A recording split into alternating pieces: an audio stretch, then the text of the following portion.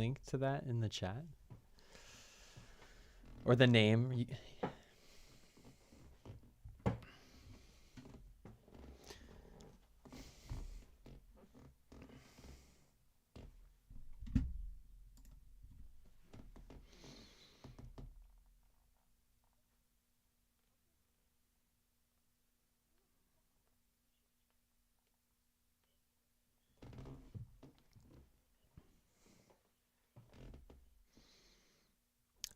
Welcome, Andrew.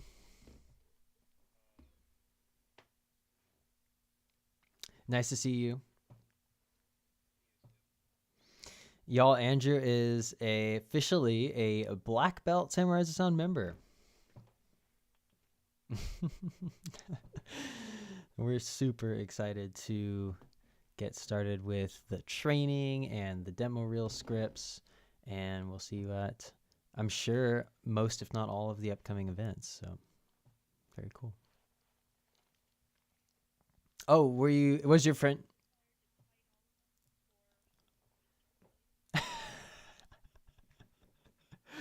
I hadn't thought about it, but that's a really good idea, actually.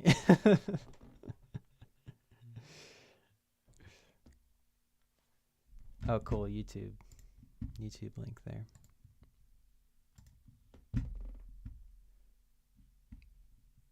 Yeah, I'll check this out later.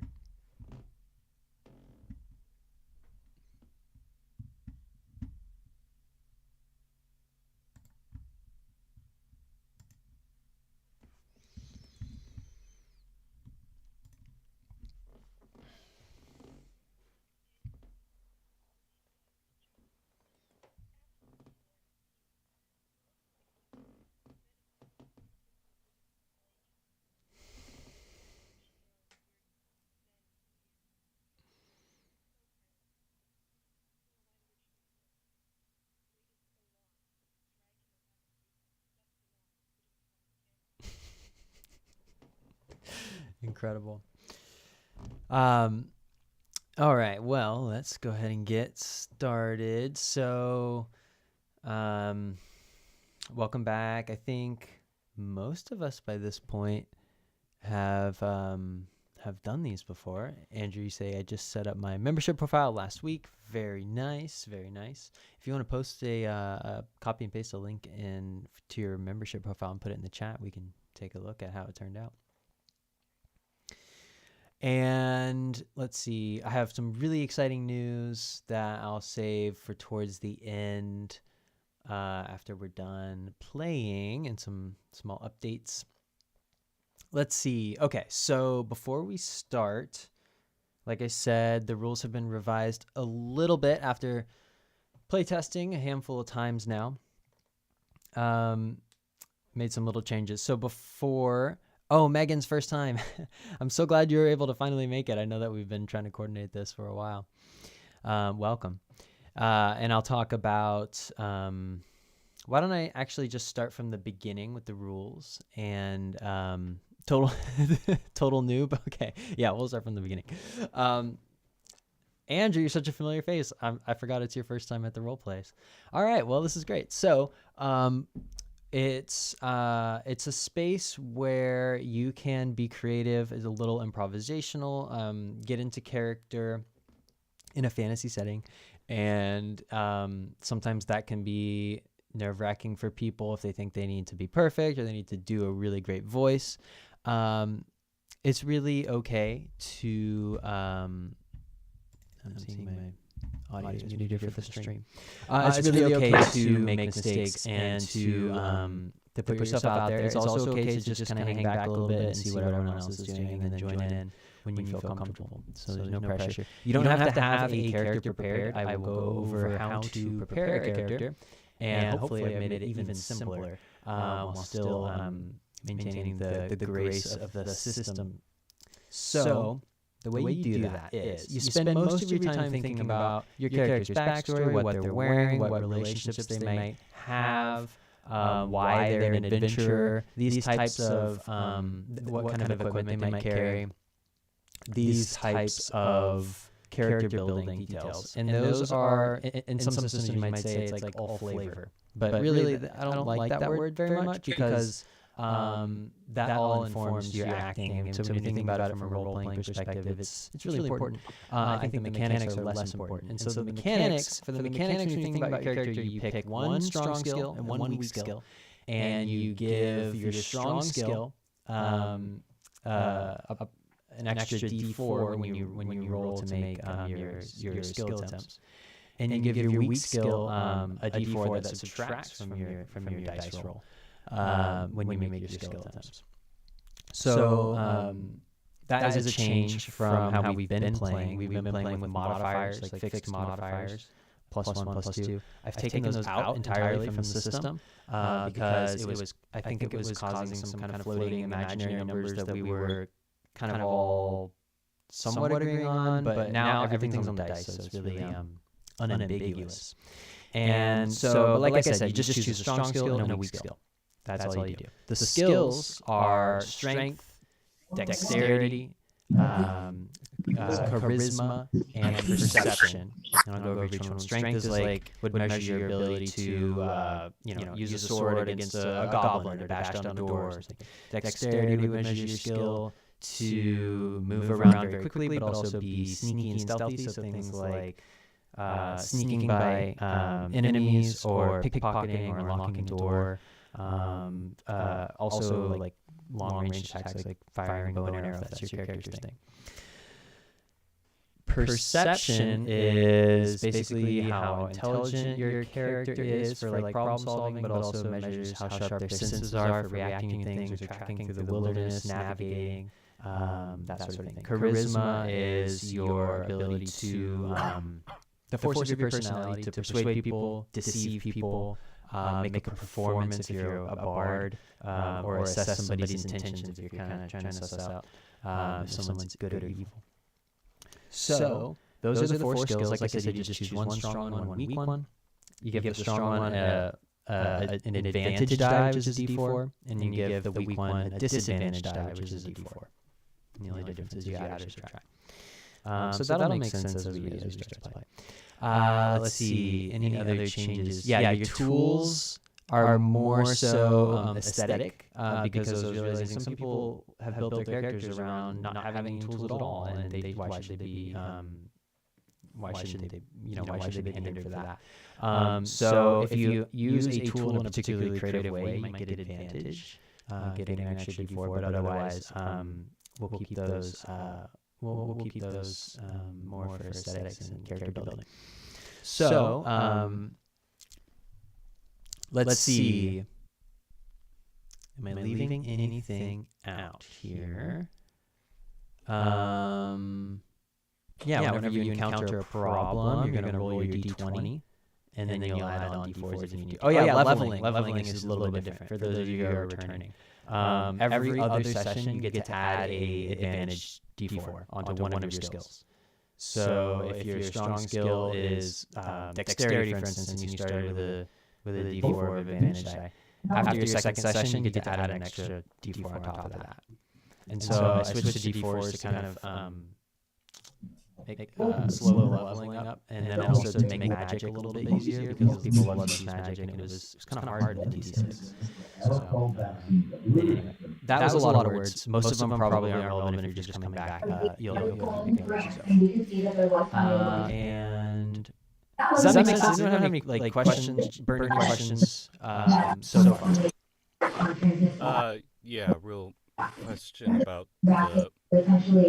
Andrew, I think you have some background noise going on. Oh, sorry. Hang on. It's all right.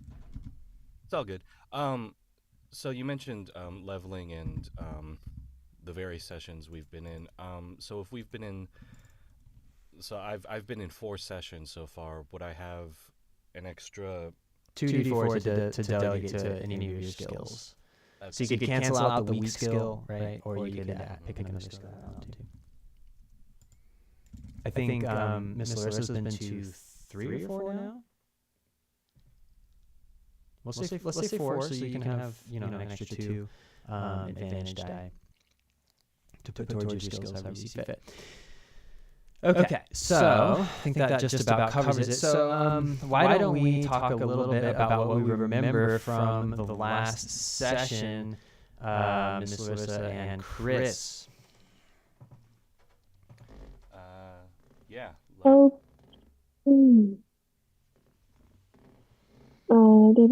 Okay, so I have from my notes that we found gemstones that are stealing voices from the townsfolk, or someone is stealing voices from the townsfolk, keeping them in gemstones. We find a light showing a monstrous Hulk with 3 heads. We defeat it. Body is a lion with a serpent and a goat. It's a chimera. Mm-hmm.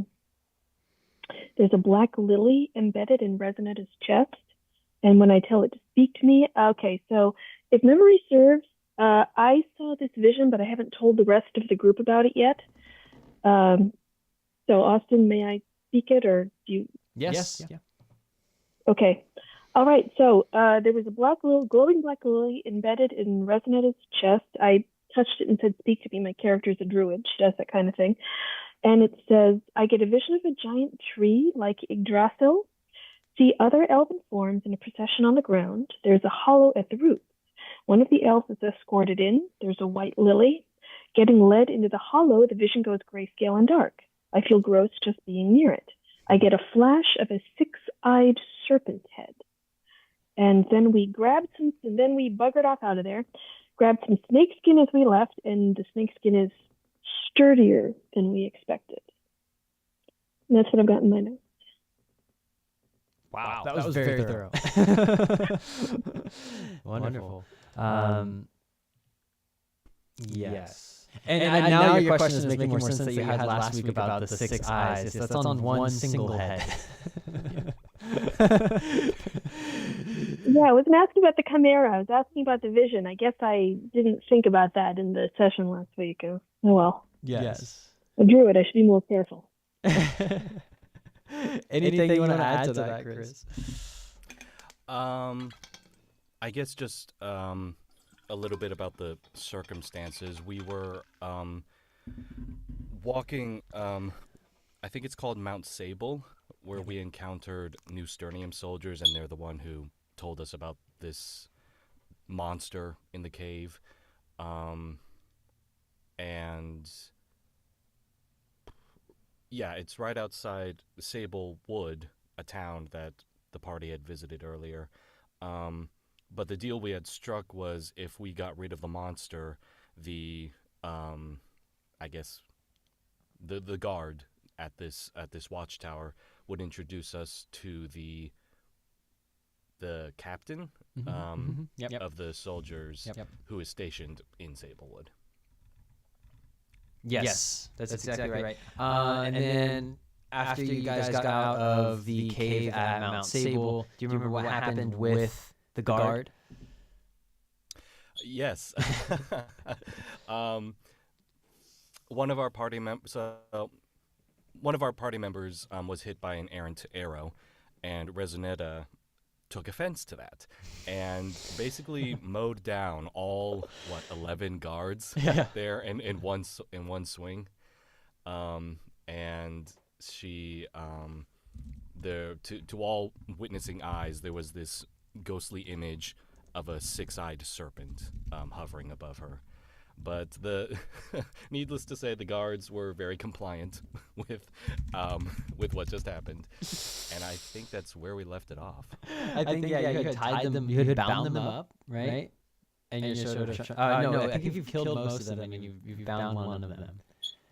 And so you're all standing atop this mountain, Mount Sable, and the sun is hanging a bit low in the sky.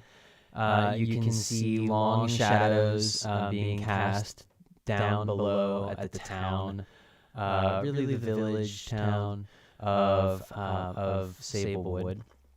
You're surrounded by a thick forest that stretches out 4 miles and miles. And Samuel, the guard who has been bound and is on death's door, is kind of just looking up at you, and he says, "What are you going to do next? You can't just leave me here on the mountain."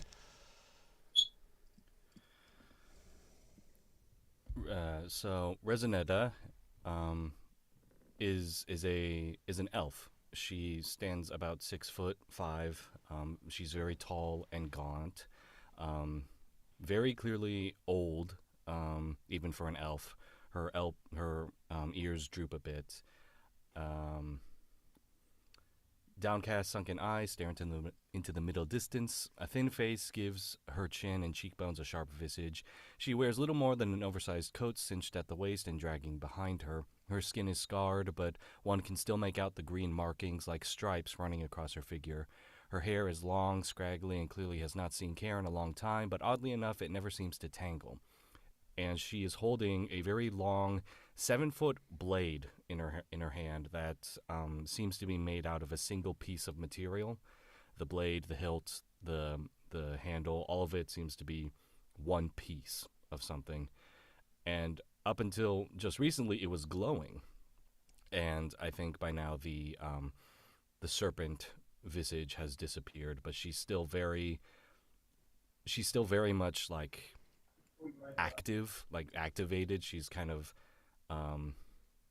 she just got done with a very, very difficult PTSD attack. So she's very on edge. And as she's looming over the guard, she says, "We will not harm you any further.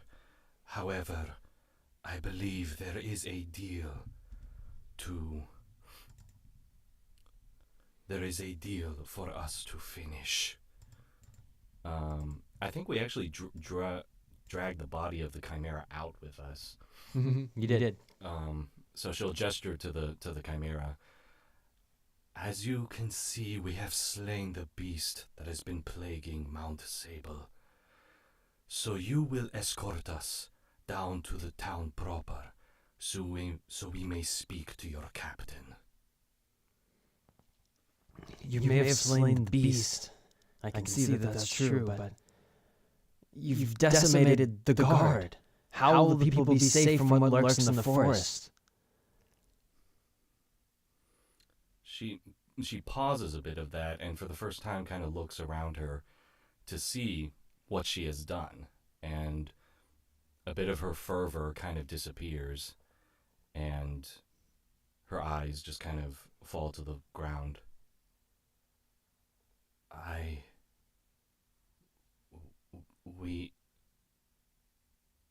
And she's kind of at a loss for words. Now, so to Cindy and Megan and Andrew, this adventuring party is they're all members of this organization called the Order of Echoes, and they're a peacekeeping organization that has its roots in many of the city-states across the continent of Vocalia, and they're on a mission, a diplomatic mission to Sablewood, because of these new Sternium guards that have moved into the town. And New Sternium is a sort of like a rivaling kingdom. It's like an imperialistic kind of Roman Empire kind of themed kingdom that's been encroaching on the territory of other kingdoms and sort of annexing them. Your characters, it might be easiest if they're part of the Order of Echoes. Maybe they've accompanied the team on this mission, or you can jump in as any other character you see fit. If you might be a member of the New Sternium Guard that maybe has a change of heart or just realizes that it's in his best interest to switch sides. You can be a little bit creative, but I'd like to hear if you guys have had any thoughts about your characters so far. Can be anything, like just coming into the story. Mm-hmm. Is that kind of the idea? Yes. Okay. So I had an idea of, like, I don't know, with the glowing and everything that you were talking about, like that awoken a group of like fairy almost spirits that were summoned because there's been some sort of a shakeup in the universe right now that this magic or whatever has been awakened. This group of fairies has I don't know, arrived to figure out what's going on and see if they need to restore order, if they now have allies, or if they now have enemies to kind of figure out what is happening. That makes a lot of sense because this would have been a powerful broadcast of magic that has just been sent out from what is essentially an ancient, evil is not the right word, but an ancient force of world building proportions. So yeah, it definitely makes sense that there'd be factions of fairies that are sort of in tune with keeping tabs on this kind of event. With that in mind, how does your fairy character enter into the scene? So my fairy's kind of been watching from afar and seeing this guard on the ground basically begging for his life, kind of coming into trying to figure out what's been going on, but got there kind of late. So just observing and now wants to kind of make contact, is like a messenger for this fairy group that was sent out to figure out what's happening. So my character might be the messenger there to gather information.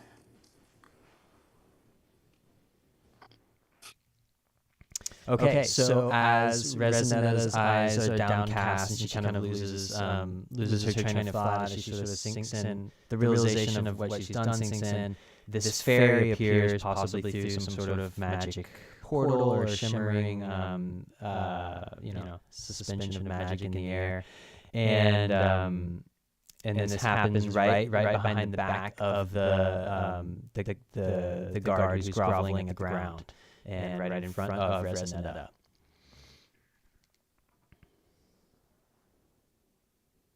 And then she would speak, what is happening here? I've been sent by the magic, I don't know what you would call them.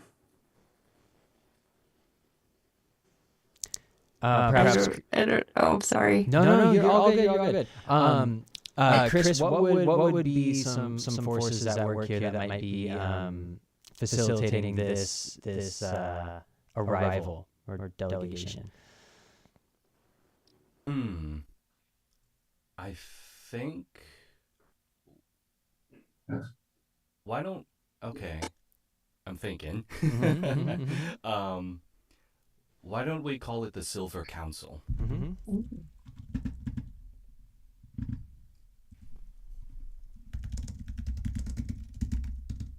And so this Silver Council has been formed to keep an eye out for any whisperings of the resurgence of this enormous snake, right? Whose name you've just spoken and is Silspro? Silserpo. Silserpo. Chat. Yeah. How do you spell that? Oh, yeah, there it is. Silserpo. And so as a member of the Silver Council, first of all, do you have a name in mind for your character, Cindy? Patina. Patina. Okay, so as a member of the Silver Council, Patina, you would probably know a little bit about what this snake represents, and Chris can help provide some of that background as well. The snake, you could definitely say it better than I could, Chris. Sure. So the Silserpo is a giant snake, six-eyed snake that was worshipped as a god by a cloistered community of elves. I think I have the names here.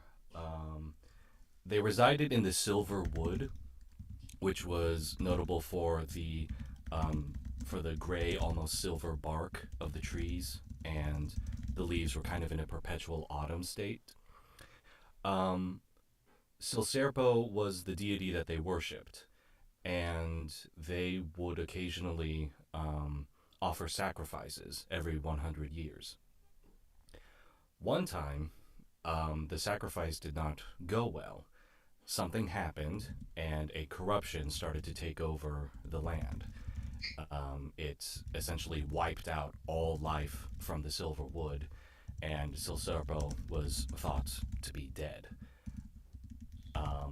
I suppose the Silver Council would know about that event. The cause is not quite clear. And this happened like, I want to say 150 years ago. And I guess from Patina's point of view, everyone from that wood is dead, should be dead. Now she's just seen this elf, this very old elf, invoke Silserpo's name and somehow manifested an image of Silserpo. It has since faded, but that, I guess, rang alarms in your mind because there shouldn't be anyone alive, and yet here's this elf. Okay. My name is Patina, and I was sent here by the Silver Council to investigate. I'm a messenger, and we have sensed a disruption in the energy forces from the Silver Forest.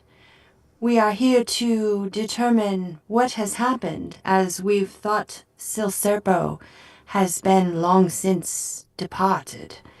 Halfway through now our century before the next sacrifice, it is important to determine what has happened here with Silserpo. Do you and are you able to advise for the council what has happened here?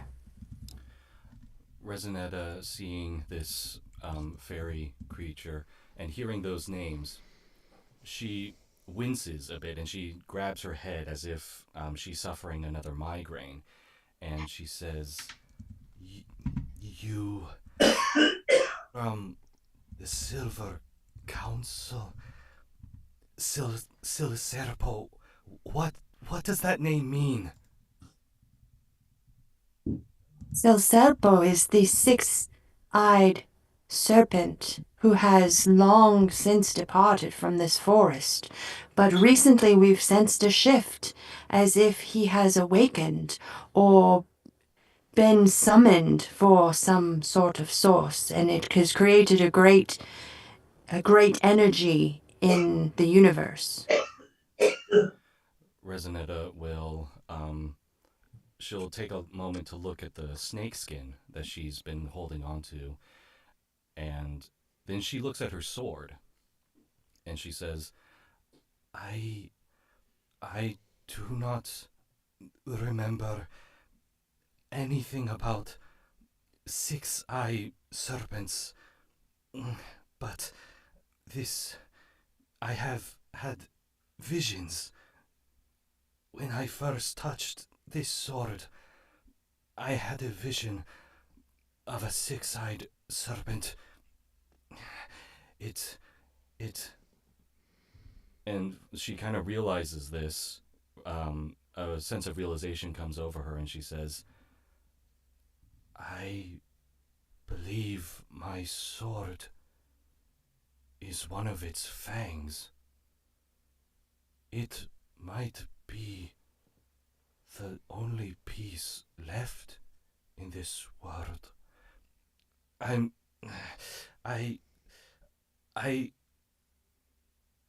need to find the source of the corruption. And she just sort of struggles with she holds her head. She's just sort of struggling with trying to process all this new information and trying to remember something. So at this juncture, Farmer Malachite former Malachi who's been traveling with you guys, and he's the one who summoned you on the mission. And he's very concerned with the future of Sablewood, whether it will remain independent or fall under the domain of the Order of Echoes, or be annexed by the New Sternium forces. So he comes up to both of you and he says, "Well, I agree this all sounds very foreboding and probably important.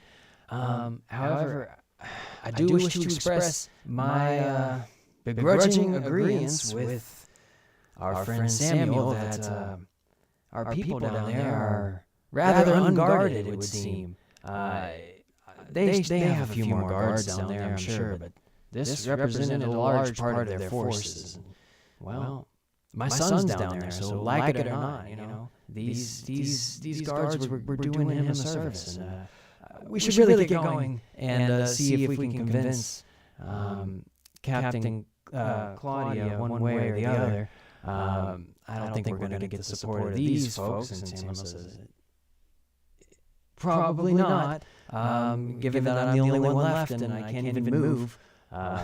And Malachite says, "Well, at any rate, we should probably get going." And then he looks to the druid, whose name is Sarissa. What's your character's name? Penelope? Penelope. He says, "What say you, Penelope? Should we get going?" Yes, let's do. But is there anything we can do for Samuel before we go to stabilize him before we move him? Yes, absolutely. He was pretty much about to, die essentially. He's got really bad wounds. He's bleeding out. He's he's all cut up. So you can definitely, if there is a sort of healing practice that you do, or there's a healing ritual. Minor cantrip, yes. Yes. The Silver Council could offer a short-term spell to possibly keep his wounds from getting worse, too. Okay. So that would be Miss Larissa's spellcasting roll. So that would be, what is your strong skill for magic?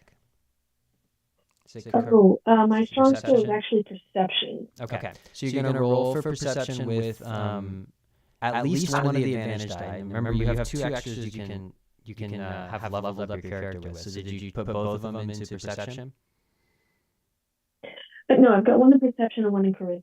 Okay, so you can do two d4s, and then since Patina is drawing upon her, it sounds like magic that's sort of almost been like lent to her through her faction. Patina, you can also roll a d4, and that's going to add onto the check. Or the attempt. All right, 2d4s. Looking dice.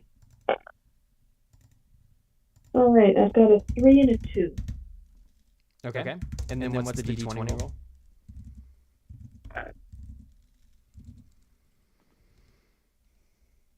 $11. Okay. And Patina, what's your roll?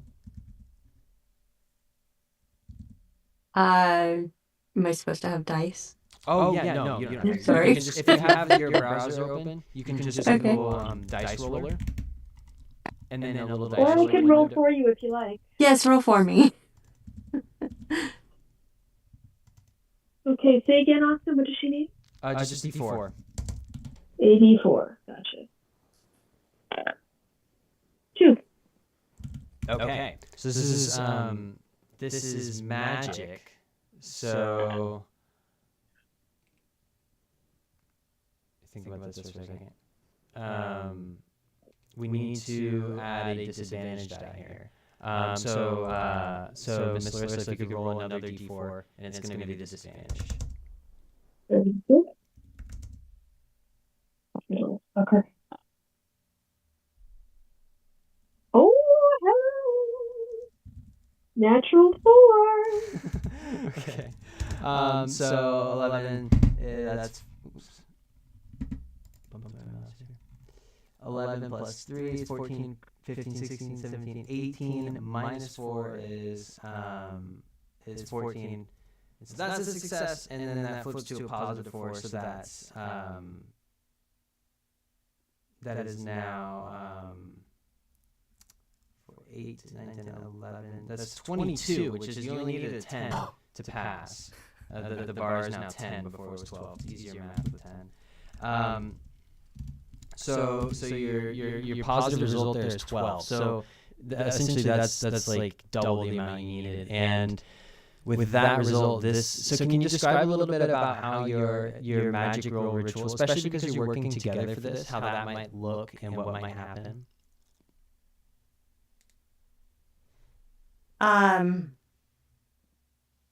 So Patina sees the guard in dire need of assistance, or he's obviously going to die. She points out that the Silver Council is there to not really interfere, but to investigate. So we want to do what we can to kind of stop his demise while we can figure out what exactly has happened. So she offers, I don't know, like what's the word I'm looking for? Like a serum or a magic bottle that she can summon and gives to Samuel. Samuel to help him heal, or at least stop the process of dying for a period of time. We could say 48 hours or something. Yeah, so he's going to take that vial and he's going to say, I don't know who you are or where you came from, but I'm very grateful. He drinks the vial, and as he's doing so, what has Miss Larissa been doing for her part? Okay, Cure Wounds is an instantaneous evocation based on touch, which causes the creature I touch to regain a number of hit points equal to 1d8, according to the rules. But I don't know what you want me to do. Yeah. Okay. So after he drinks this vial and you sort of laid your healing hands on him, his wounds seal up. He says, "Oh my goodness, thank you. This feels so much better." And then he rises to his he tries to rise to his feet, but he's still bound, right? So he sort of struggles a little bit and then falls back over. He says, "Oh, it takes the pain away." But are you guys still gonna carry me down the mountain, or what's going to happen next? Do we have a big dumb guy who can help this guy down the mountain? Perhaps. We have a problem, don't we? Because we've got one big dumb guy carrying the dead chimera. Now, we did not have a big dumb guy to help this guy down the mountain. Yeah. How many big dumb guys do we have? This might be a good point for Andrew to think about how he wants to enter into the scene. Andrew, what kind of character did you have in mind? Okay. Well, it took me a while to brainstorm, but I was thinking about like a sort of like a witch sorceress though, like a female one, but she's like kind of like a heroine or something like that. And her personality is like she's a bit like sassy, sort of, but always likes being passionate about herself and likes to brag sometimes like that. But it's not like she does help out and all that, and that's all I can think of. Great. Do you have a name for your character? Okay. Well, it took me a while, but I think I'm just gonna go with Martina because why not? She's magical, so. Great, Martina the sorceress. Or witch, but yeah. Okay. And Megan, did you? I know we haven't heard much from you. Were you thinking about a character that you wanted to bring in, or are you just kind of listening? Can you guys hear me? Yeah. Megan, are you passed out wounded from last week? Huh? Never mind. Sorry, my camera's not working, so it's just my audio. But I was kind of, for characters, I always choose an elf. 'Cause I love elves.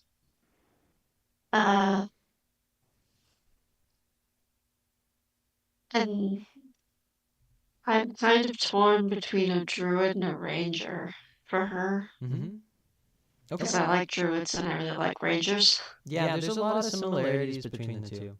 I often think of druids as just magical rangers in a way. uh, I mean, a so druid with a bow, maybe. yeah, yeah, definitely. She's a druid who prefers a bow. And do you have a name for your elf? I was thinking Luthien. Ooh, I like it. From Tolkien. Yes, because I love that name, so I'm going with Luthien. Great. Okay, well, if nobody wants to carry Samuel down the mountain, we can just assume that some of the other characters from before take up the burden. And as you set off down the mountainside, pull up some notes here.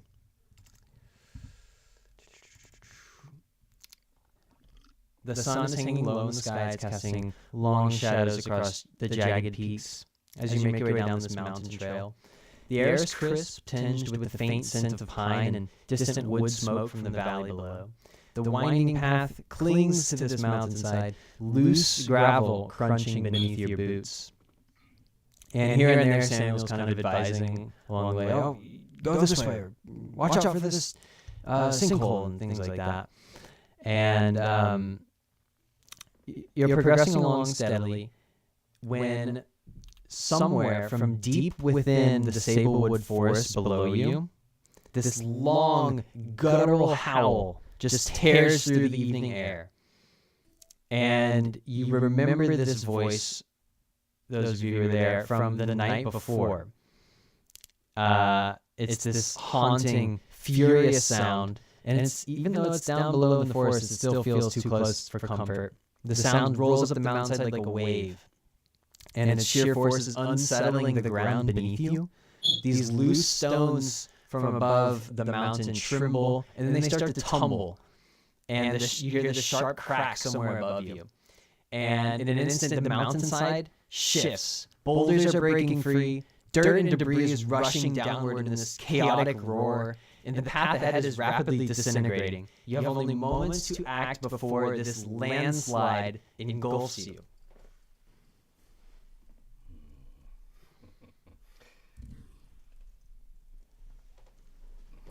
Run faster seems sensible. If you'd like to sprint on ahead, you can make a dexterity check. I think I'd like to. I think I'd like to try casting something. Okay. Well, let's have Miss Larissa make her roll first. Mm-hmm. That's a 20 or the 4? It's always going to be a 20, and then if you have any advantage or disadvantage die to add on to that, you will add them on. With perception? Perception? No, How would you be using your... no.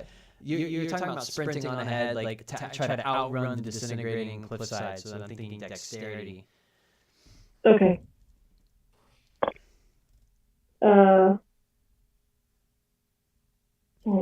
Artistic calligraphy on these dice. 14.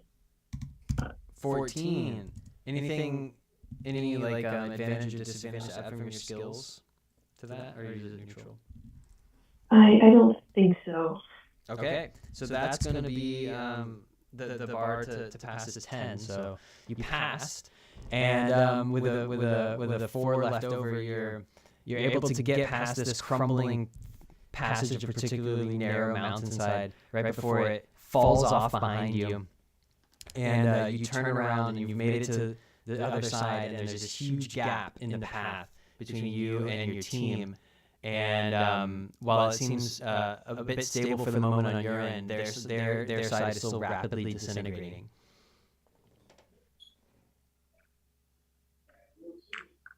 Who's got rope? Well, if the if the mountainside is still collapsing, I think Resonetta will grab our 2 nearest party members.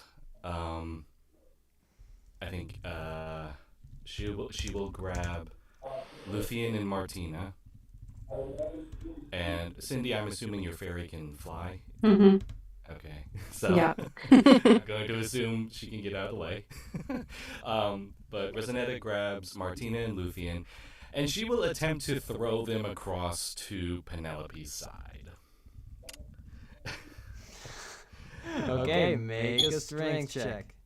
All right, I'm strength at the check. ready to help if I can. Let's see. I want to. Oops. I did mention casting a spell, and while I had another idea, um can I express what it is, and we'll see if it works. What did you have in mind? Yeah. So for tossing them, I wanted to basically call upon Silserpo again to strengthen Resonetta's strength.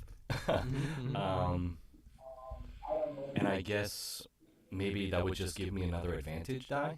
Yeah, your connection to Serpo is still lingering, and so you're able to tap into some of that energy that you were feeling, and you can add an advantage die to your roll. Okay, so I had a thought too, just to kind of mix it up there a little bit. That Patina, as she's flying up, she sees all this craziness happening, that she suspects that Sam is being a little bit dishonest or not completely forthright in his information that he's giving us on where we're going, and that's causing a little bit of the turbulence and the disruption. Interesting. Okay, we'll get to that. Let's have Chris roll first. Edda will call out, almost in a trance-like state. She will call out, "Silserpo, Silserpo, grant me strength," and she will. Oh, okay. Okay. I got a nat 20 last time. Got a nat 1. Okay. Okay. So I might as well roll it. So that was a 4 on one advantage die. The other advantage die is a 1. So that's 5. That's 6 total. Okay. So that's going to be a -4 for your result because we're subtracting 10. Oh no. And you were attempting to pick up a couple of your teammates, right? Which ones were they? Martina and Luthien. Okay. So as you do, it takes a little bit more effort than you were anticipating, and as you're straining, a piece of the path comes loose. You lose your footing, and all three of you start to tumble down this mountainside, and you're scrambling on this loose rock. You're getting cut up by the gravel, and Farmer Malachite starts, screaming after you. Somebody do something! I mean, at this point, Resonetta will. Like what? Well, Resonetta will Cats try. calm mountains? Resonetta will try and dig her sword into the gravel to at least slow their descent, so it's not deadly. Okay. And Martina, how would your character react in this situation? Someone was trying to help you. It didn't go the way that anyone planned, and you're now descending rapidly down this slope. You can see that your comrades are trying to make the best of the situation. What would you do? Okay, let's see. Well, of course, she'll act sarcastically like, do I have to do everything myself? So, of course, she has to heal her team, though, of course, by using her magical powers. And she'll be like, there you go, folks. Are you happy now? Okay, so you're going to attempt to heal their cuts as you guys are falling down the mountain. You are in imminent danger. You are falling as well. So it might be the time to sort of take action that would get you out of harm's way before you focus on healing, right? Yeah. So how would your magic be directed with that in mind? That's a good question, though. Like when they're falling, like before they hit the floor or something. Yeah, there's like it's a very Oh, okay, steep okay. cliff face, and you're falling down it, and you can see when you look up that Resonetta who was trying to help you is now has her sword embedded in the side of this mountain and is just trying to hold on with all her might to keep you guys from falling. Okay, well, the falling is still going to happen, but Martina adds something on the floor for like kind of like a cushion or something like that, like a little magic to cast a spell to like a safe falling or all that, and land something soft on the ground. Interesting. Okay, yeah, great. So now what you're gonna do is you're gonna make a magic attempt. So does your character, if you're like a sorcerer, wizard, you're probably gonna be using your perception, your mind, and your senses to cast magic. So that'll be your strong skill. So you're gonna make your perception attempt, and that's gonna be a risky perception attempt because it's magic. So I'll tell you what risky means. But first, roll your d20 because it's a skill attempt. Oh, okay. Let me just do it on my phone. It's 5, and then for the diamond or like the 2, 12. It's a D4 is going to be the one that you roll for your to represent your perception as your strong skill. 9. So that'll be 14. Sorry, it's a D4. D4, yeah. Yeah. Like dice 4. Okay. Sorry, roller. Oh, okay. Got it. 2.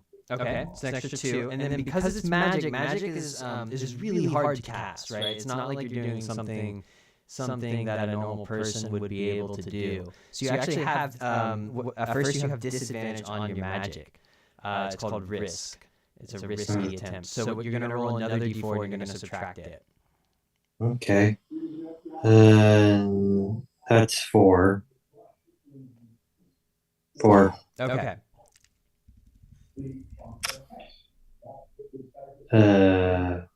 Okay, so that's gonna be it doesn't quite go the way you want, even though it was a great sassy quip, and you're falling down this mountain, and the sword finally gives way. It doesn't break, but comes out of the mountainside, and you all crash down at the base, and you're just stuck in these kind of thick brambles that are at the base of this mountain, and you're real banged up.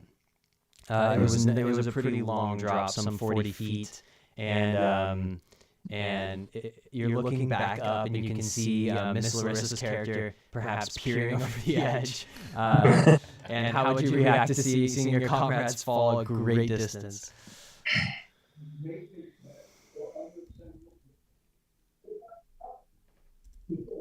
Well, I'm going to try to get back over there.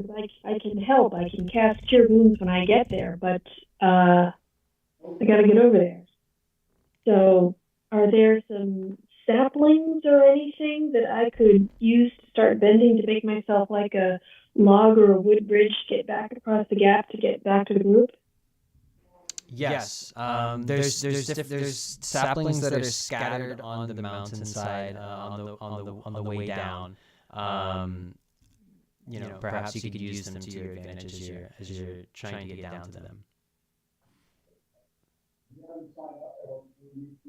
Okay, so that's what I'll do. I'll start trying to construct myself a bridge out of bendable and scrap wood from the rock side that I can use to get back across the gap. Oh, to get across the gap. Okay, I see. Yeah, I mean they fell quite a ways below that area, so you don't necessarily have to get back over to it to get to them. You might just have to descend the rest of the mountain pass, right? Oh, so I just have to keep scampering down until I can meet up with them again? Yeah, you can just scamper down. I mean, you already passed your check anyway, so you cleared the falling debris. So I guess the question now is what happens with Samuel? He was bound up, and someone was carrying him, an unspecified member of the party, and perhaps he was not doing, not giving the best directions. So okay, let's have sorry,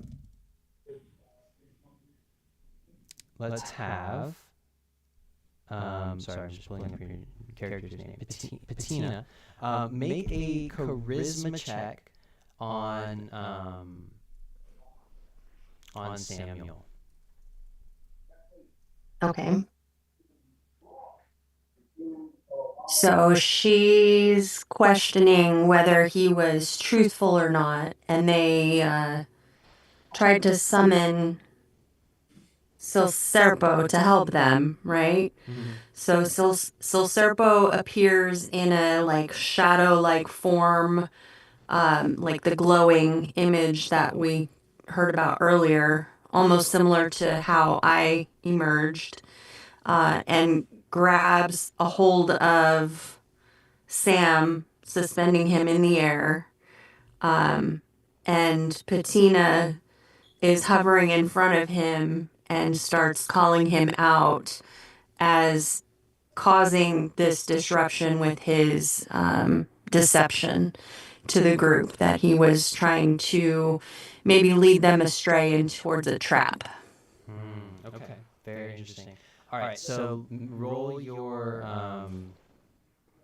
that's quite involved. Yeah, roll your charisma check.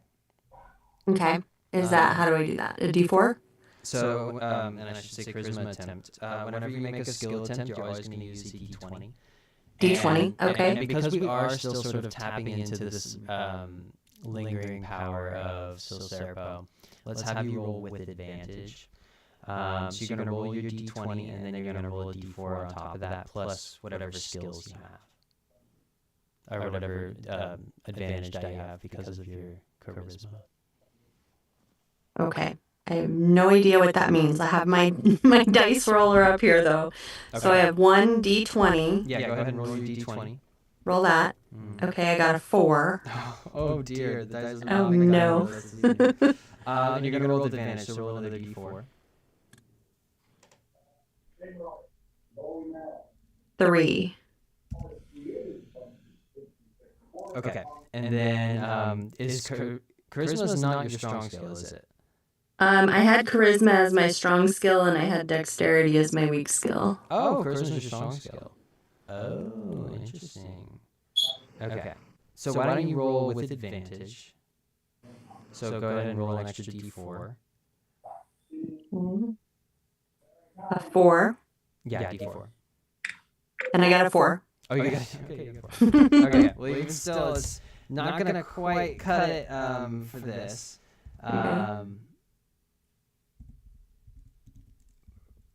Because no, you got a 4, a 3, and a 4. No, that actually checks out. That's 8, 9, 10, 11. Okay, so that's a pass. Yeah, we'll say that's a pass. And okay, so with the image of Silserpo still fresh in Sam's mind, he's under a lot of pressure from this this line of inquiry here, as the mountain is still shuddering from the impact of this shockwave. And he says,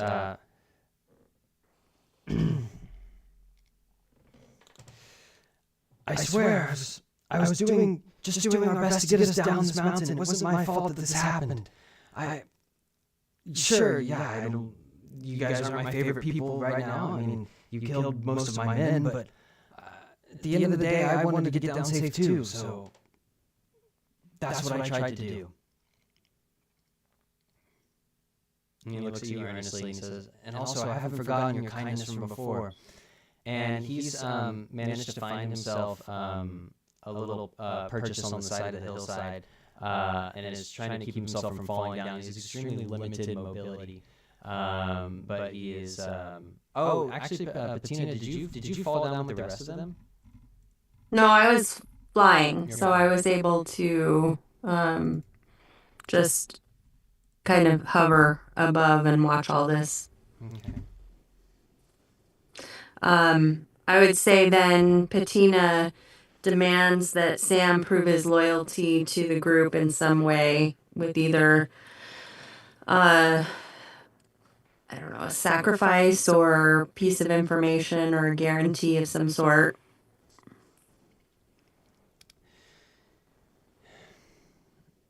He says, he kind of looks around and sees how desperate his circumstances are.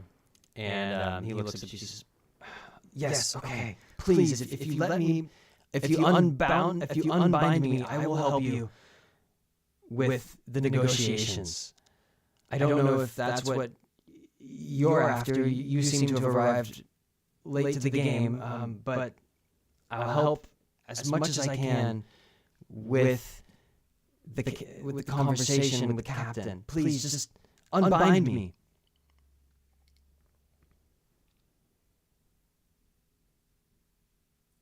Okay, she's not completely comfortable with unbinding him. She'll agree to unbind his feet, but not his hands completely. And he has to help with getting the rest of the group up the hillside. Yeah. Yeah, you guys are heading down the mountain. Oh, we're going back down. Okay, now we're going down. Yeah, he agrees. he doesn't have much choice anyway. And after his feet are unbound, he unsteadily rises to his feet. Everything's still kind of shifting around in the aftermath of this shockwave. And there's another howl in the distance. And he says, "All right, thank you. Now we've no time to waste." And then he follows Penelope's character further down the pass. And by this time, your Penelope, your character has reached the others who are sort of sprawled in this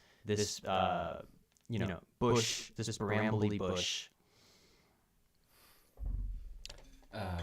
If she's able to move, Resonetta will just start hacking away. Not really giving any care if she's getting hurt. She just wants to hack at this bramble and just get everyone out of it. All right. Make a strength check with disadvantage because of how injured you are from the fall. Okay. So strength is my strong skill, so I guess that would just cancel out to a D20, right? Yeah, and unless you put two, did you put 2 of your D20 towards, or 2 of your D4s towards strength? No. Okay. Yeah, you just cancel it out then. All right, be kind to me, dice, please. Okay, better. 13. Okay, that's after we subtract 10. That's a positive 3. So, Penelope, as you get down to the others, you can see that that Resonetta is busy hacking them free, and how does the exchange go as you emerge bruised and battered from the fall? Resonetta doesn't say anything. She now has a very dour look on her face, and Penelope, you've traveled with her, you would know that she's very stoic most of the time, but now she seems very frustrated. And as she sort of keeps hacking away at the bramble and emerges before you, she just kind of gives you a look. Doesn't really say anything. But Well, I'm still gonna ask. Data? How you guys doing? Anybody need a cure wound spell? I believe healing would be appreciated. Austin, can I run a cure wounds? Yes, you can. Yeah, go ahead and make your perception with risk. So which dice are those? That's okay. It's always gonna be D20, and then And then the 4? yeah, it'll be How many advantage die do you have in your perception skill? Just 1. Okay, so you can just roll a D20 because oh no, I gotta think about this a little more actually. I was trying to simplify things, but I think I've inadvertently introduced some complication because you're gonna have to roll 2d4. Yeah, you're gonna roll 2d4. One of them's the Oh first yeah, one's that's gonna what I be did. the first one's gonna be for your magic, for your perception, and the second one's gonna be that risk die. Gotcha.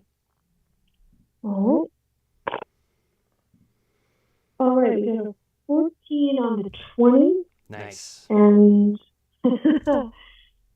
and then 2 3s on the 4s. Okay. Wow. They cancel each other out anyway. So Hey, the way these dice betrayed me last time, they owe me. 14 plus 3 is 17, then minus 3 is, back down to 14. So it is going to flip to a positive 3. And this will matter also. The results, the tally of the results will matter because it determines how much gold you get to. So that's a 20 result, which is, a 20 after everything's added, and then a 10 after the difficulty is subtracted. So that's double what you needed. You're able to heal everyone, all 3 of them. I believe 3 of them fell down the hillside, as if there'd not even been a scratch on them after this tumble into these briars, and it's quite a relief to the party as they've been in a lot of pain.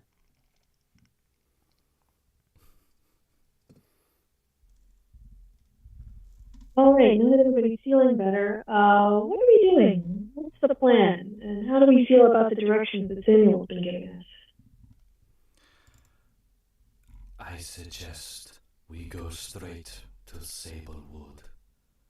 I'm not sure what that howl was, but I would prefer no more combat this day. Farmer Malachi descends the pass and rounds the bend and comes up to you and says, "I couldn't agree more." He's kind of panting. "That was pretty crazy, but I've got to go see if my son's all right." And you hear another howl in the forest in the direction of the town. Can I make a perception check on Malachi, what I think about him? Yeah, you can make a, usually that would be a charisma check, but if you can justify how you're using your magic, maybe. Or are you just trying to notice something on him? Like, what are you trying to do? Just looking carefully. Seeing what I think about why everyone's been sitting getting healed. Where's he been jogging to? Why is he tired? He descended. You can see that he descended the pass roughly in the same way that you did. He's a short little hobbit man, and his legs don't carry him very far. But yeah, you can make a perception check on him or a charisma, just so you know which skill you're using. Perception, please. All right, that's going to be your strong skill, so you can have advantage on that.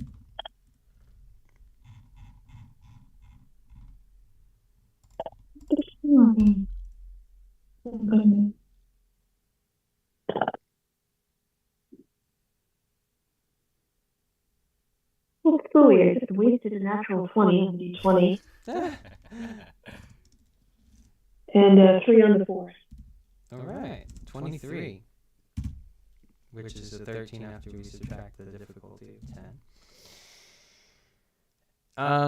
Yeah, you can, as you're looking up and down this short hobbit man who's just descended the pass, his hands are on his knees, he's kind of bent over, he's panting, obviously not used to this physical exertion, and he's kind of clutching his back every now and then, and he just looks like a man who's really in a hurry to get back to town to see, he's been talking about his son.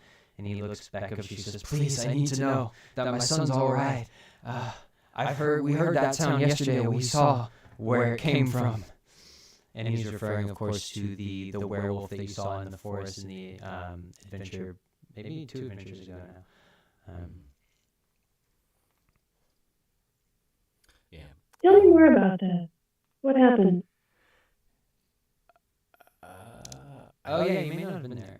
So there was, as you arrived in the forest that surrounds Sablewood, there was a werewolf that 2 former members of the town guard were trying to keep at bay, and you got this information out of them eventually that They were members of the Sablewood Guard before the New Sternian folk had moved in, and one of their ranks caught this curse of lycanthropy shortly after. Well, that seems relevant anymore. But yeah, so he basically turned into a werewolf, and so the guards, rather than try to keep track of their friend and taking care of the town, they kind of abandoned their posts in a way and retreated into this forest and devoted themselves to trying to keep this werewolf at bay. And during the day he turns back into his regular self, but so they've been sort of living in the woods around the town.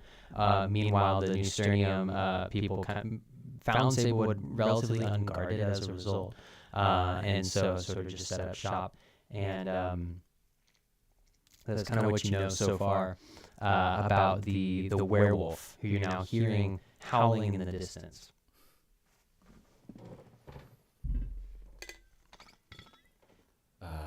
Resonetta will say, I do not think there is anything more we can do for that werewolf. We should reach Sablewood with all haste. And as you set out through the forest, you can see that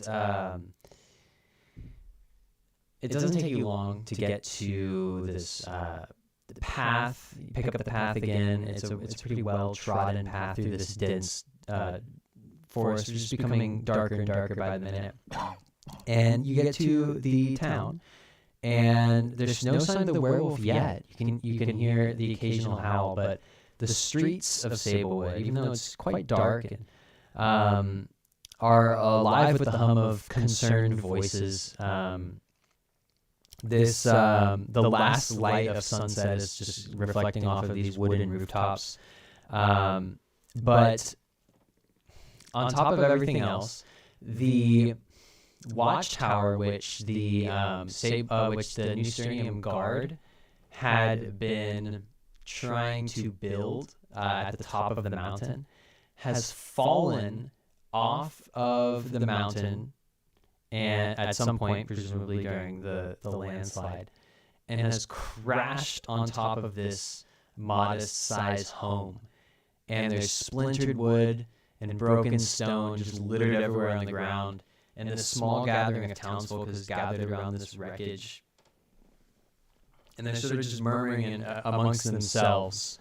And at the center of the commotion, there's this stern-faced soldier clad in this armor that bears the symbol of a dark red hawk. That's the New Sternium emblem. And then there's this older man with broad shoulders and deep-set wrinkles. And he looks very upset.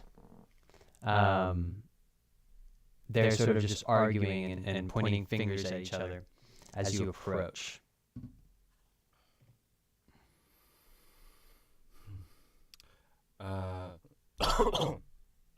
I assume Patina and Samuel have joined us at this point. Resonetta will grab Samuel by the shoulder very not nicely, and she will call out to the crowd in a voice much louder than Penelope has ever heard her speak. She says, "Where is Captain Claudius?" All right. Make a charisma check.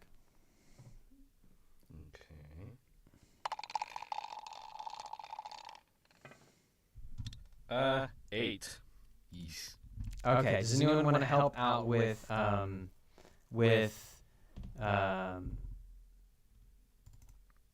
Resonetta's announcement there, and how would you? Yes, I'll try to help with a charisma check, and also singing up Where is Captain Claudius? In my, druidistic stuff. Patina could as well by flying up and broadcasting from up above the crowd. Okay. Yeah. Each of you can add a D4 onto the attempt.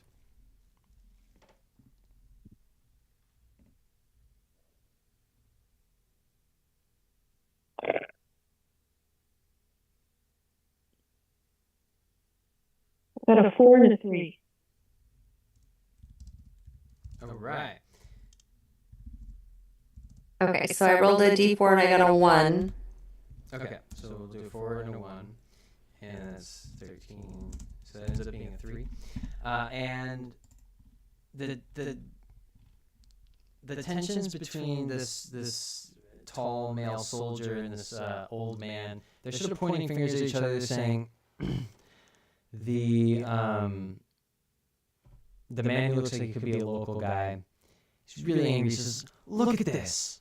Look what your so-called protection has done. We governed ourselves just fine before New Sternium came in with its soldiers and its rules. If you hadn't been digging into that mountainside, maybe this never would have happened." And the soldier who's yelling at it is kind of dumbstruck. He's kind of looking between the man and the wreckage, essentially. And then you guys enter and you call out. Resnetta, uses this bellowing voice, and this there's this fairy flying through the air, and they look up, and for a moment there's this lull where they're just like kind of in shock at these newcomers, despite the chaos that's going on. And in the midst of all of this, a woman clad in armor, bearing the same colors as the dark red eagle of the New Sternium emblem, as her comrade, steps into the center, and she says,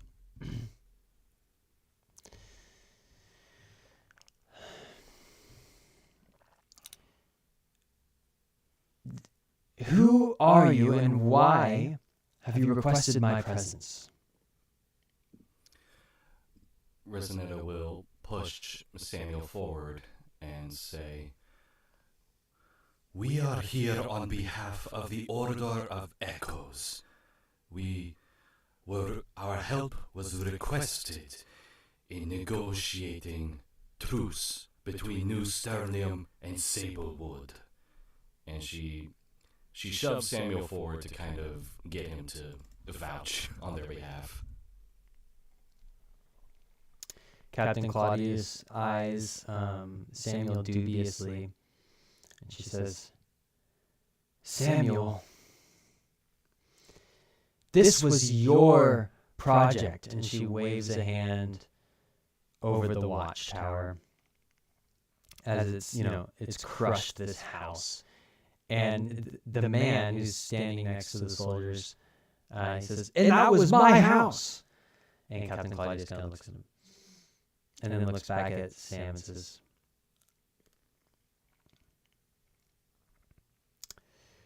"Why wasn't it completed in time to be secure for things like this? And what do you have to say about these newcomers?"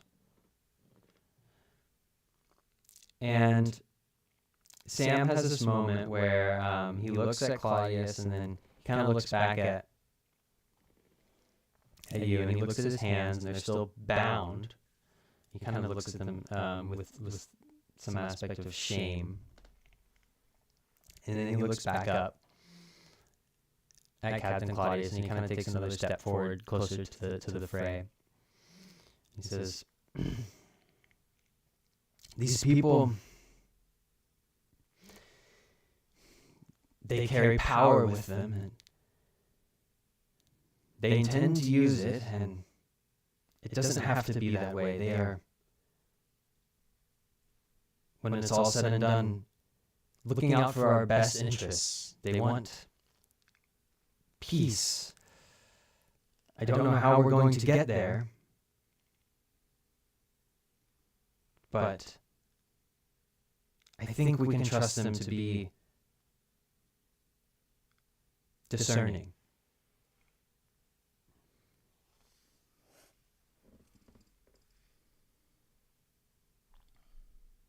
Bettina suddenly notices the red bird logo and, looking in that direction, gasps, saying, "What is that? Is that the blood bird? The bird that hunts the serpent with the 6 eyes? Sil Sparrow? I must report this back to the Silver Council immediately. They must know what's going on." Captain Claudius eyes you with a bit of suspicion. She says, I see you know much of the old tales. Yes, it's true. It is the blood bird, that which hunts the serpent. Thankfully, for our sake, nobody has seen that serpent in many untold years. And as a result, they have not seen the bird. We would know if they had, for it would darken the sky. We carry its symbol. We wear it with pride. For just as the bird blocks out the sun, we intend to blanket our structure over this world. And we do it one settlement at a time. Your people, and she's kind of looking at the man who's standing next to her, and she calls him John. Your people, John, didn't have any help when we came. We offered them protection. And you seem only to have responded with mistrust. And John says, well, look what it caused. That's my house you've crushed. We were doing just fine before.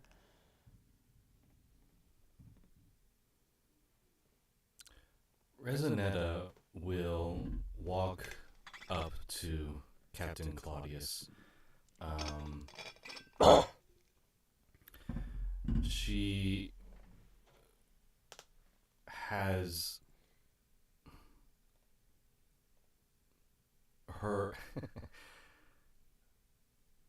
her facial expression is very much filled with confusion, rage, and almost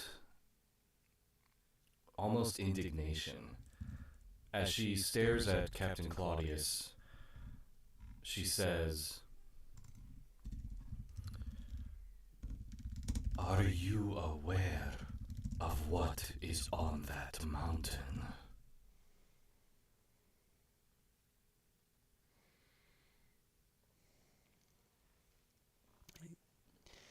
Captain Claudius looks back at Resonetta. She kind of, straightens herself up and she says, I've heard the reports from Samuel. He mentioned that there was some kind of beast that may have been lurking in the caves, but that he would handle it, he and his men. And, well, I trusted him, and then she kind of looks back at him a little bit. And she says, whatever it was must have just been a minor setback. The task your men failed to accomplish, we of the Order of Echoes have achieved. she'll gesture to the dead chimera. I guess we've been dragging this whole time. We'll say that. She gestures to it. That is the source of the evil energy Samuel thought to purge. But But this, and she'll hold up the piece of snakeskin that she took, this was also within the beast's chambers. Did you know it was there?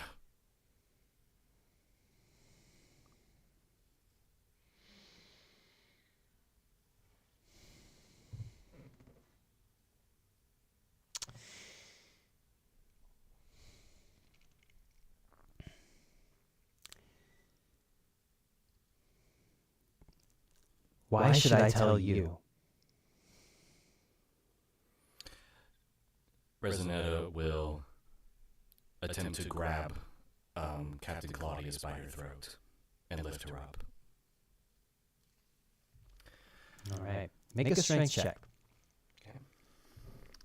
That is with that. Okay. 11 and 3 for a total of 14.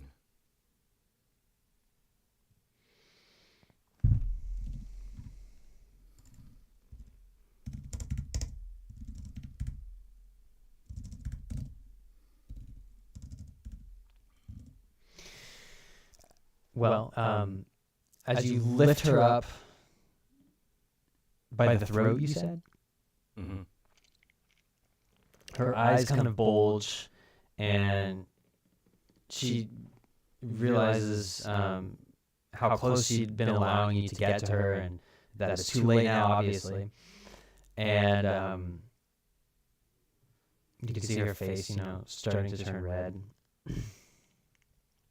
She says, all right, I'll tell you.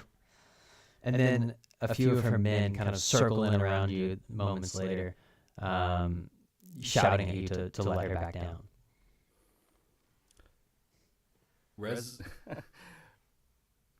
Resonetta loosens her grip but does not put her down. I'd like to add my voice to this to say, we got rid of the chimera inside your building. What else do you expect?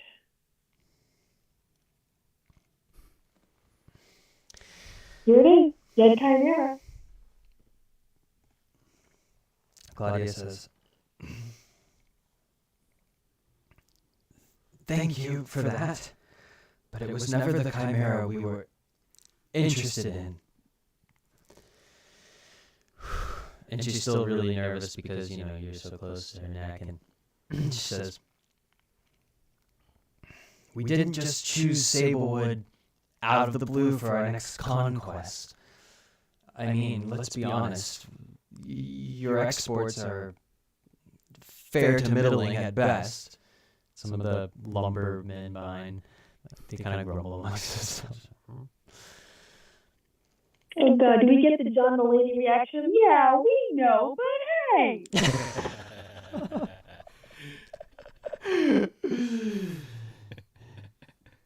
She says,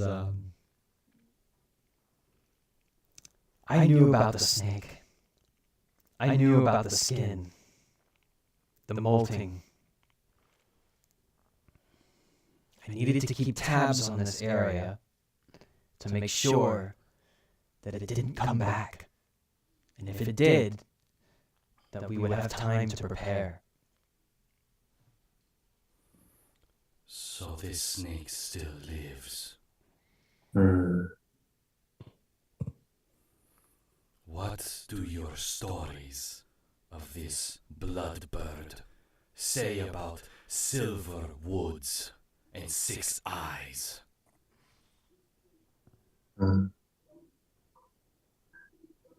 This is the sense in the universe that we have picked up. It is obvious to me now that the chimera being dead, that the snake now, the serpent Silspro now has no guardian, and he is free to rise up again and come to attack this town.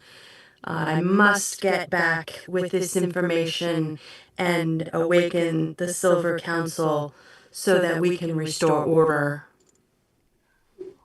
Claudia says that this is most troubling news, and it even validates my cause further.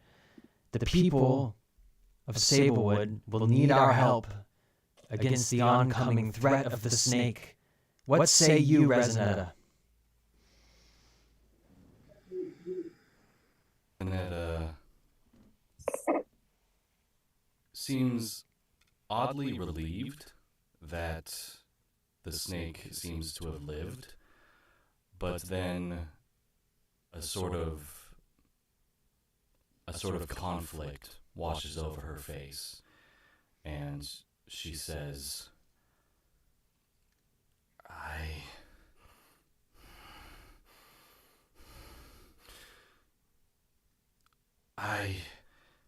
my memories, Silserpo.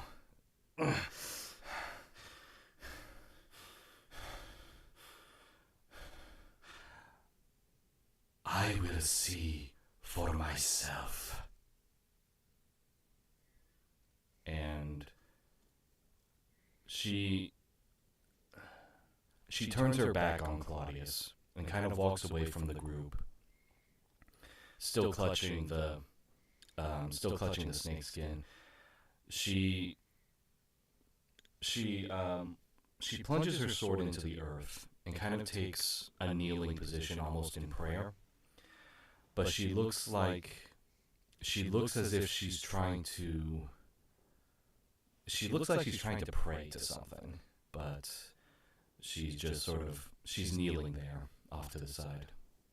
When she stabs the earth, Patina freezes in motion in the air, goes into a trance-like state, and starts basically transmitting information to her of the old stories and the history, or just kind of washing over like a memory to Resonetta as she's absorbing this information so she can actually see these visions from Patina. Okay. In that case, I think these visions will definitely entail the silver wood, the corruption, and Silserpo itself, and the fact that it seemed to Resonetta, it seemed like the silver wood had died, including the god. But now that she's seeing these visions and she's seeing actual no body of Silserpo, she kind of realizes that maybe it's still out there. The sword that she has, the sword she carries, she recognizes it as a fang from Silserpo. And it's very subtle, but tears start to fall down her cheeks. Because not only do the memories of the silver wood come back, but the memories of her family come back. The memories of her people, her husband, her daughter, and how, in the end, she was the only one remaining. And she, once the visions have faded, she stays like that. Just tears kind of running down her cheeks.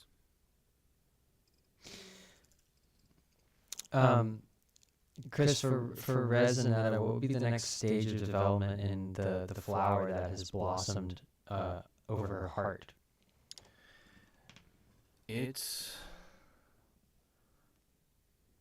Let's see.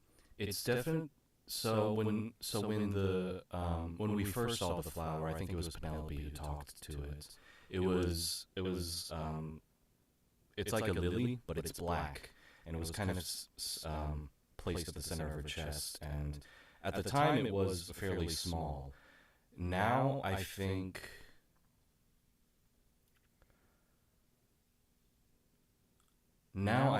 it has maybe doubled in size. Mm. And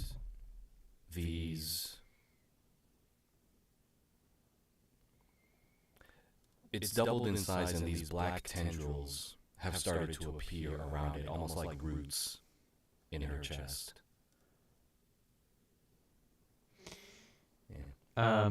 Claudius notices, of course, this exchange is happening. There's been a hush that's fallen over the people who were previously more preoccupied with the structural integrity of their village, but have caught on to that something bigger might be going on. And through this quiet, Claudia notices that this flower is sort of taking shape and taking a different form, and she points at it and she says, "That darkness, could it be connected to the corruption that led to Silspro's downfall?" Resonetta will just turn her head to look back, and she says, This flower was a symbol of the sacrifice we would make to Silserpo once every 100 years.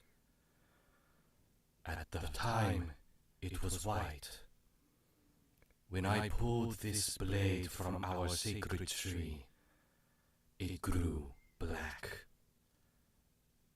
I believe I am to be the last sacrifice to appease Silserpo. I thought my goal was to seek the source of the corruption. I thought that bird on your chest was the source. But now I am afraid that Silserpo itself is the source of this corruption.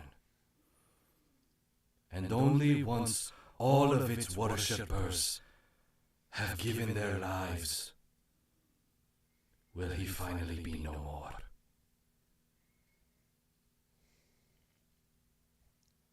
Claudia says, "If what you say is true, then I can't afford to let you out of my sight." On this, we agree. The Order of Echoes will assist in the defense of Sablewood. Should Silserpo reveal itself, I ask that I alone face it.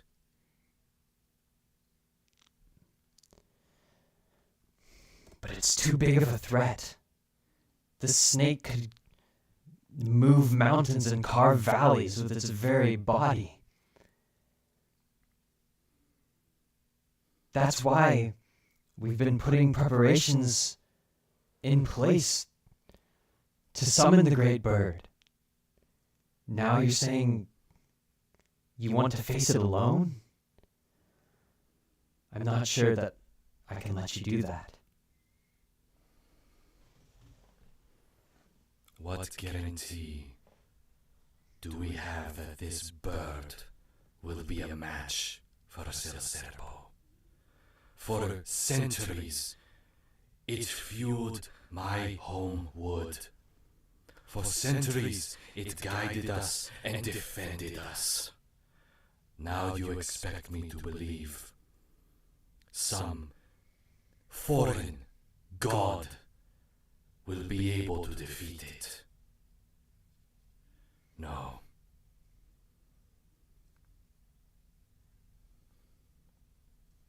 Tina falls to the ground in kind of a cloud of dust, just absolutely exhausted, and kind of wakens with the small version of the same tattoo on her chest now, showing the bond between her and Resonetta.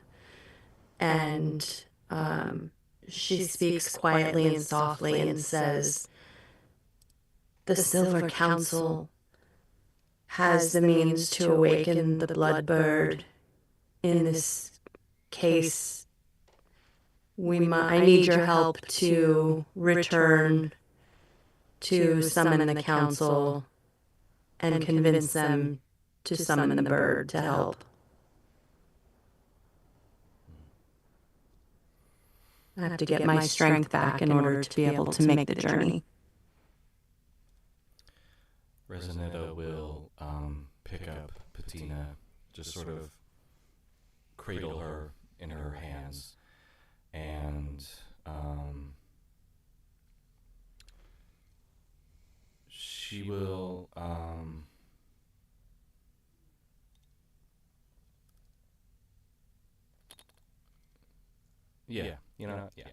she'll attempt to cast a spell again.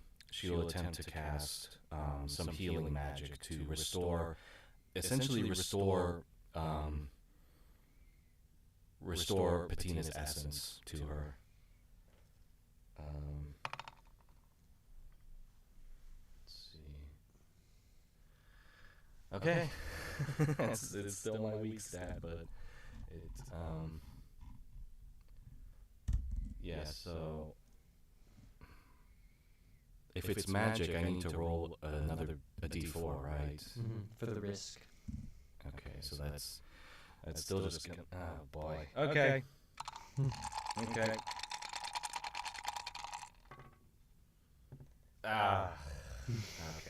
Okay. Silcerpo does not favor me. That's a 0. After subtracting 10 or before? No. So 2 on the d20, 2 on the d4. Yeah. Oops. So, as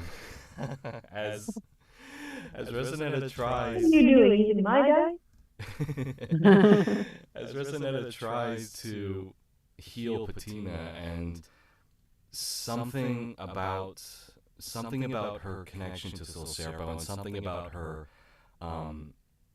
commitment to this god is wavering, and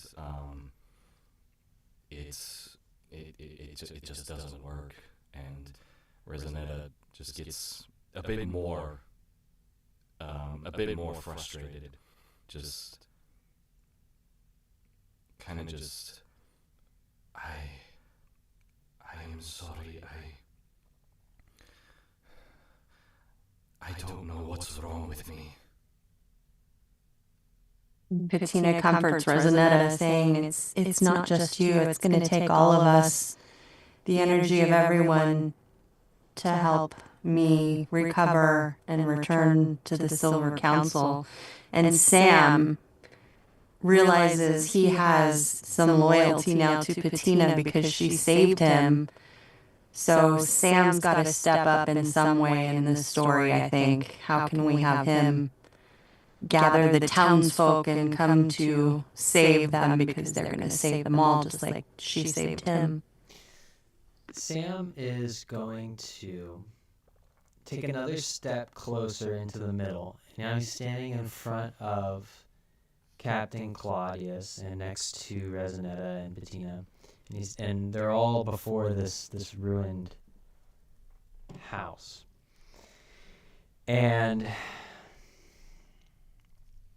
he's going to raise up his bound hands in the air, and he's going to say, "The Order of Echoes may have bound me, but their intentions were pure. They want what's best for the people of Sablewood, even if their means might be different from ours.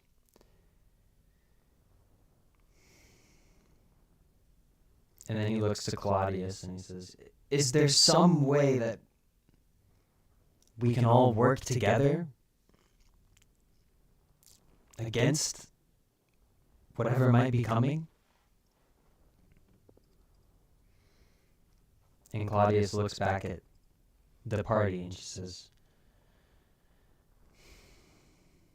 "It still depends on whether or not Oblaria, which is the city where the order is from, will let us remain here, uncontested.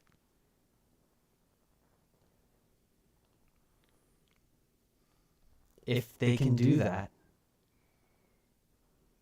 maybe we can take your lead, your strategy to avert this catastrophe.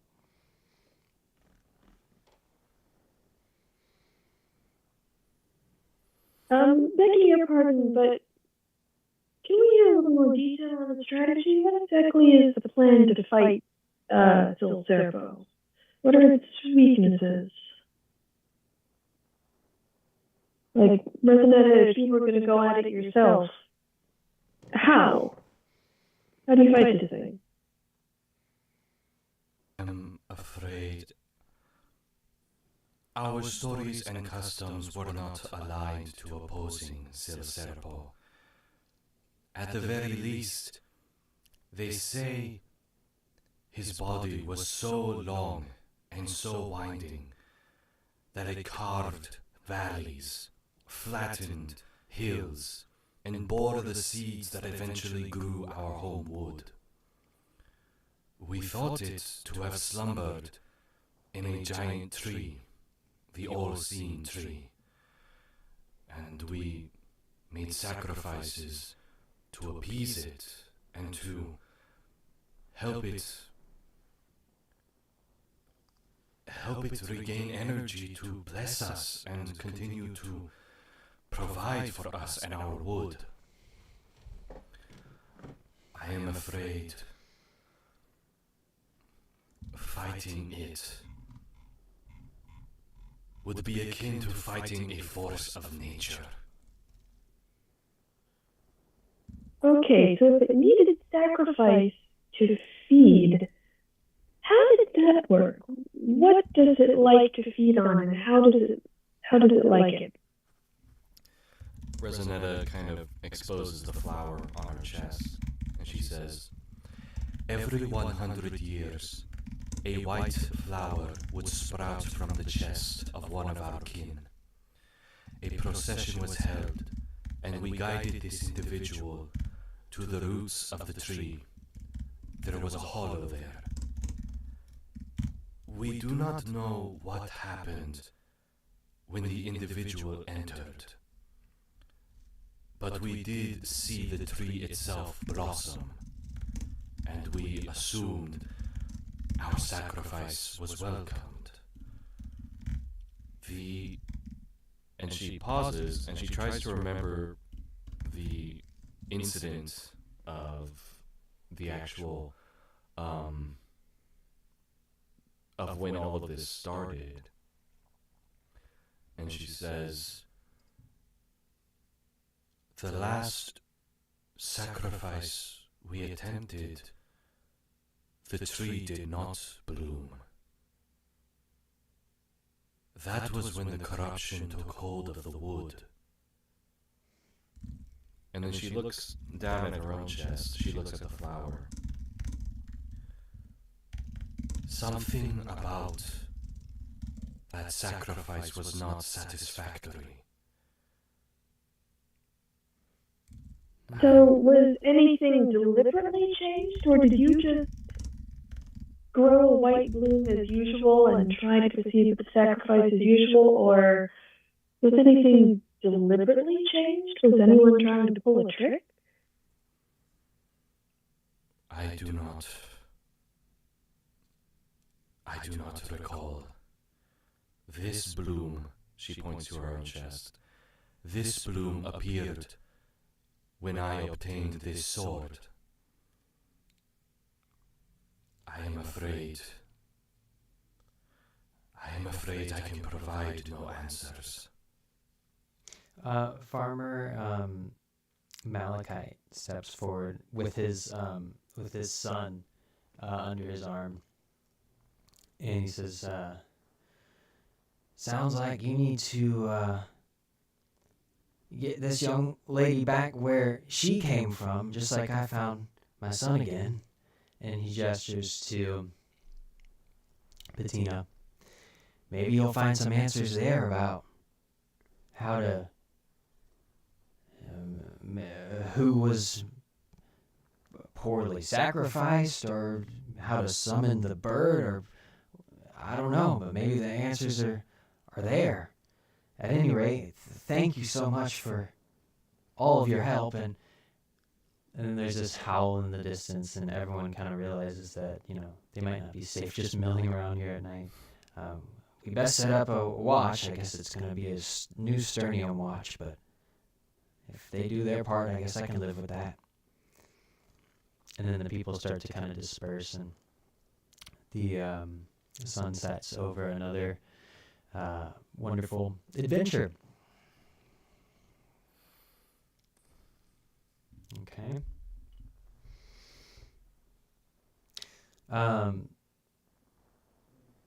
That was really fun. Very, very cool. A lot of storytelling, a lot of improvisation. A lot of That was fun. Yeah. A lot of brainstorming too. Yeah. I think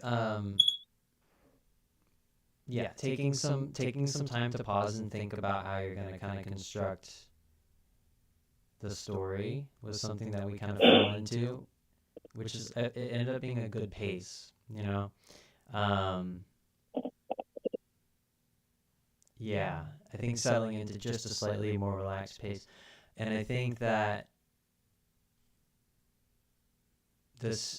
the amount of checks that we make can be a bit more evenly distributed. We were kind of front loading them, I think.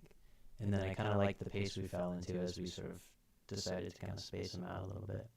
I would like to, I think, eventually, when I find the time, build a little simple web page that has the ability for you to make dice rolls using the system really easily, because I think that would save some time, and it would be easier to like visualize. Because even though I'm trying to keep the rules really simple, it's still probably through how I explain it can be a bit confusing. So I'll try to brainstorm that a little bit. Do you guys have any thought? I do want to make an announcement that'll take at least 5 minutes, but do you guys have any reflections or thoughts or questions? I mean, I like rolling my dice, so that's all I have to say about it. That's good. It's been fun though today, so it's definitely gonna make me. I'm enjoying this new world. I've just been listening to. Good. Yeah, and it's okay to be more of a listener as well, as you're sort of just getting acquainted with how, we kind of ebb and flow and stuff. And I want you to always feel like you can drop in and interject whenever you have the urge to, because that's always a good way to go, right? So yeah. I just wanted to give a quick thank you to Cindy for jumping into the deep end with us with lore that she heard for the first time this night, and will honestly be reworked after this. But thank you for adding to that and for contributing tonight. Well, thank you for having me. This was an adventure. I've never done anything like this before. So apologies if my imagination took us in a weird direction. No, I think that's really great. Like, I think that the fear is to hear like lore and backstory and feel like there's so much there that you can't really grab onto it and manipulate it. But the truth is, you're seeing it through your perspective, and how you take that and develop it is really, really valid, and that creates the ebb and the flow. If you don't start to contribute to that, then it won't take on a life of its own, right? So Chris had this whole story that he was looking at through his perspective, and then when you take that and you say, okay, well, what if it was like this, and we added on to it, it's a leap of faith, right, like we said, but it gives it a life of its own. And then if there's some logical inconsistencies, they sort of get averaged out and smoothed out through the interactions, and that can create space for interaction as well. So there's no wrong answers. We're all just kind of looking at it from our own perspectives and building it up as we go, right?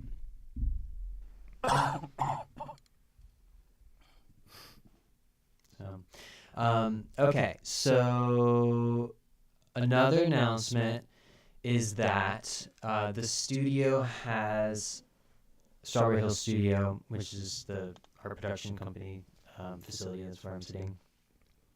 We're the ones behind Samurai of Sound. We have not finalized, but we have confirmed plans to produce our own visual novel, sort of like a podcast, but like with an animatic associated with it. Fun.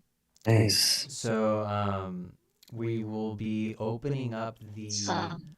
auditions to Samurai Sound members first. Oh, okay. Yeah. So it's a bit of a ways off. Could be as much as a month. It could be as soon as a month actually, or longer, before we finish the scripts. We're working as fast as we can, but with lots of projects going on right now. But yes, we are working on the scripts, and when they are finalized, we will start holding auditions for that. So it's Very much my interest. I'll have to get a membership then. Good thing I'm a member already, so I'm all set. It's a 10 episode season, first season, and the scripts are around like 20 pages each, so they're pretty long scripts. We're going to try to incorporate lots of characters for people to embody. I'm writing the scripts, and I'll probably do the composing as well. But yeah, we're really excited. We're basically what we would be offering is we have an affiliate program through our website that's sort of built into our backend system. So you can get 20 if you are casted, which we can't make any guarantees that anyone will or won't be casted, but we're gonna have as many characters as we can fit into the story.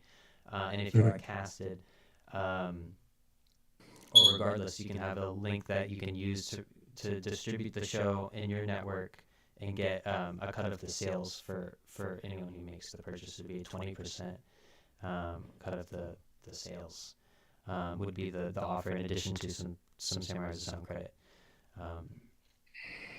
So that's how we're sort of conceptualizing it, and I want to just get some feedback from you guys as we're sort of developing these ideas. Pretty early on in the process, but I think this is also a really good group for me to kind of voice talk it out, right? So. That sounds really fun. So it'll be an animated. Yeah, it's a visual novel. We have lots of experience producing audio and like podcasts, and so the auditory storytelling is really going to be the strong suit. Of course, voice actors, right? The animation will be a part of it as well. I'm not quite sure the scope of that work because it's not something that I have a lot of experience with. But at the very least, it will feel like an animatic, which is like a storyboard, but with some animated elements. I've seen some things like that on YouTube before. This won't be on YouTube, by the way. This is through our system, so it is like it's content that you paid for, right? But yeah, I guess to answer your question, it would be lightly animated. Is kind of how we're thinking about it right now. Okay. But again, So that kind of could like change. a radio play with some sketch visual. That's a really good way to think about it. Yeah, like a radio play. Yeah, like a BBC. Okay. Love radio.